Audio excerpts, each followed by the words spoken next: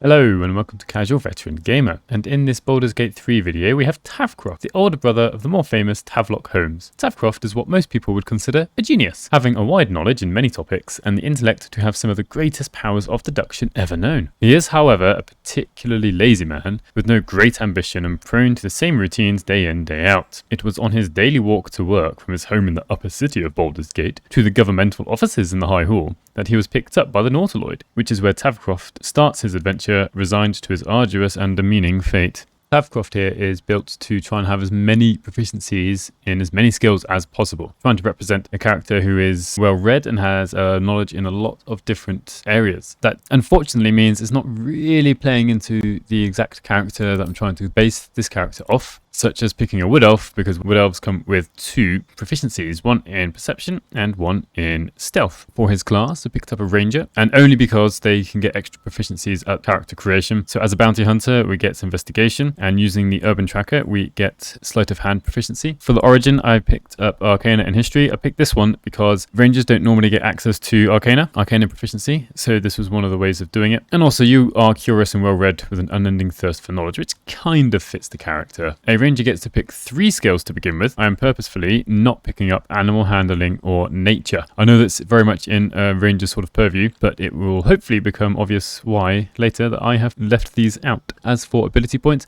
I still want Tavcroft to be feasible in combat, so I'll keep him using finesse weapons and ranged weapons. So his dexterity is at 17. I've dumped intelligence. That shouldn't come as a surprise to most of you. I've got 3 skills with an odd number: strength, dexterity, and charisma, and I will be able to change all of these to round them up to even numbers at some point during the game. So yes, this is much more of a kind of min-max build, but for proficiencies rather than combat, although saying that, they're still going to be good at combat. I'll probably go through the levels quickly. There are items that are important, mainly the ones that change the ability points. As for the combat items, you could use any good combat items for any ranged ranger or a ranger that wields finesse melee weapons. At level 2, we get to choose a fighting style. I'm just going to pick archery, and for spells, none of these affect proficiencies, so you can pick whatever you want. He's just going to go for a box standard Hunter's Mark, and let's go for Longstrider. One nice thing about Wood Elves is they get an extra 5 feet of movement speed as well. At level 3, Rangers get to make a subclass choice. For this purpose, for this character, it doesn't really matter. I don't think that Tavcroft is in particular one or the other. Pick whatever you want. I'm just going to go for Beastmaster because I don't pick it very often, so I'm just going to give myself something a bit different to do this time. And we get to pick one more spell.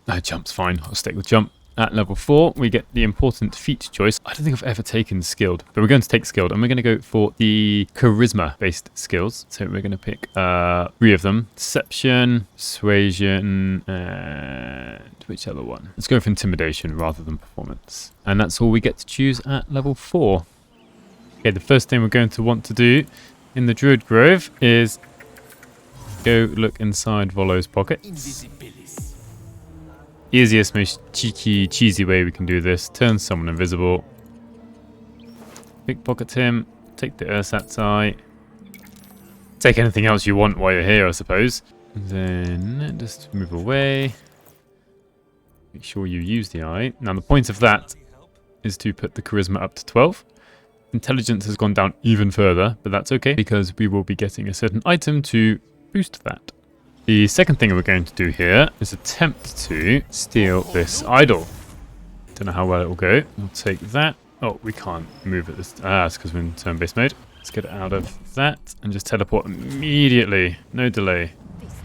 Leaving behind the one person who has got the idol of Sylvanus, who might be in trouble. The idol! It's gone! Remove the outsiders! Now Tavcroft here, just get him out. Get him out.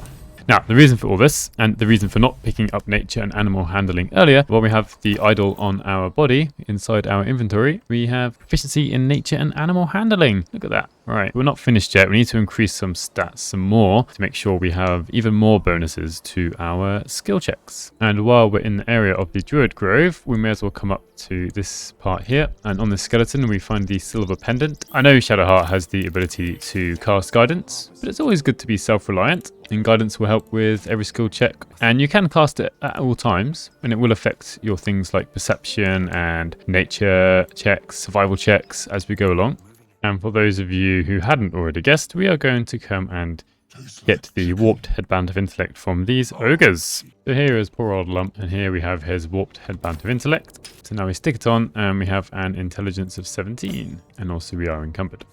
So the last way we can increase our stats is by fighting the hag and not killing her, getting her close to a low number of hit points, and then when given the option to say keep the girl, I'll take the power, and we immediately gain a hair that gives us +1 strength. So, well, there it is, Auntie Ethel's hair. And then we get to choose. Our dexterity is at 17. Got to pick very carefully. Well, I will admit that this might not be the best for most of the skills, having +1 in dexterity. I could maybe have put dexterity at 15 to begin with, to put it up to 16 here, and put more stats into probably charisma. So we've got one Auntie Ethel's hair that gives us +1 dexterity, and one that gives us +1 strength. So now we have a nice rounded set of ability scores. The intelligence is coming from the warped headband of intellect, which is why it's at 17. Could maybe have dexterity at 16 and charisma at 14, get this performance up by 1. But one thing I want to say and point out that I haven't so far, and I'll show you soon, is Shadowheart makes quite a good companion for Tavcroft, for she has the level 2 spell Enhance Ability. So anytime you have an active skill check, you will get the option for Shadowheart to cast this spell, which will give Tavcroft advantage on that skill check.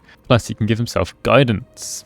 Down by the river here, there is a skeleton hidden in the bushes, which has a ring called Smuggler's Ring. You need to be careful with this. The nice thing is it gives +2 stealth and +2 sleight of hand, but -1 charisma. So if you know that Tavcroft is going to be speaking to people, you need to take this off, because that -1 charisma will make his charisma go down to 11, so loses a +1 bonus for all of the charisma checks. When it comes to sleight of hand checks, and I guess stealth checks, but sleight of hand checks to disarm this trap, we've got +8, which is almost guaranteed. It's a 95% chance to actually disarm it. Tavcroft himself can give himself guidance, and then this is obviously over the top and unneeded, but here is Shadowheart with the Enhance Ability spell, Apply Cat's Grace.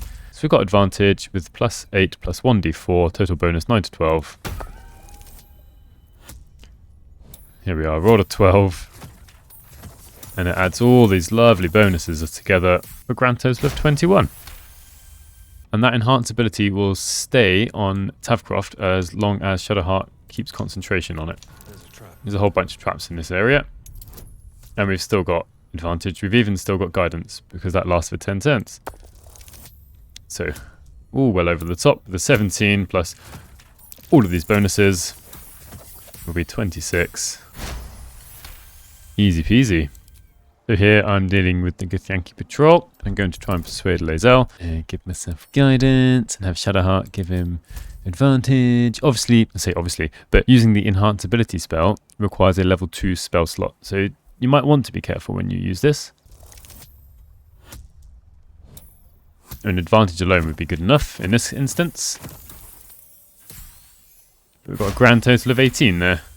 Every now and again, Tavcroft will get a bit lucky. The fact that he's a ranger, we've got the ranger tag here with nature, and we'll have a lovely bonus to this. We've got essentially +3 from the warped headband of intellect. Got guidance. This time Shadowheart isn't available. Well, she's here, but we don't have the option to use enhance ability, but we don't really need it, hopefully. There we are. Total of 20. Easily passed. Although most people would be able to pass that with a DC of 5. Now I'm further along in the same conversation. We've got an athletics check, which are quite rare, actually. And I've got metallic boots, which help. We've got guidance. And at this point, we can also use a potion of Hill Giant Strength for an extra +4. I think I've passed this one, don't you?